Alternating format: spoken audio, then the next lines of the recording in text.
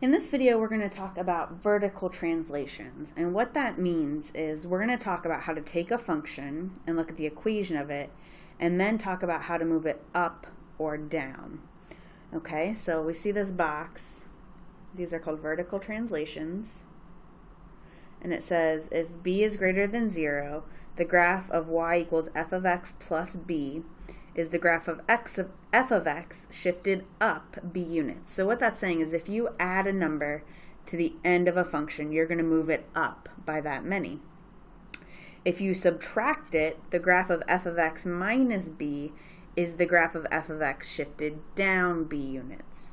So what we're saying here is f of f is kind of your parent graph, a graph that you're used to. Here we're going to look at x squared. And then if you add something to the end of it, you're going to move that function up. And if you subtract something, you're going to move it down. Okay, so let's look at this on our calculator. We're going to let our parent function, and we'll do that in blue, be y equaled x squared. So let's go ahead and graph x squared. We're going to hit graph. Okay, so that's actually, we'll do that in blue. It's this graph right here. It goes through the origin.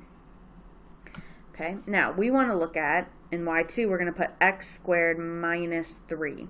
Okay, so we're subtracting, so what our rule tells us is that we're going to move down by 3. So I'll make this one green. So you can probably already guess it's going to be this one that's moved down.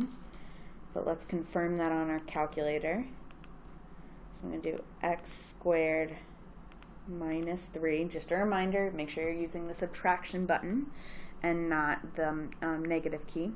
One really cool thing about your calculator, if you want to be able to tell the difference, if you use the left button to go all the way over here, you can actually change, that's going to make it darker.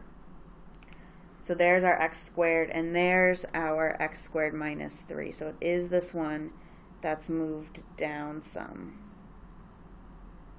Down by 3, exactly. Okay, now let's look at x squared plus 4. Well, as our rule tells us, this is going to shift it up 4. Let's do that one in red. Okay, so in our y equals, we're going to put x squared plus 4. And to see the difference, let's go over, and if we hit enter, so that'll be bold. These are some inequality ones. That one traces. Here's a dotted line, okay, so we'll make it dotted. Okay, so there's our x squared plus 4. The other one we have here, the one that's been moved up 4. So what this is telling us is if you have a function and you add a number to the end of it or subtract a number from the end of it, if you add, you're moving it up by that many, and if you're subtracting, you're moving it down by that many.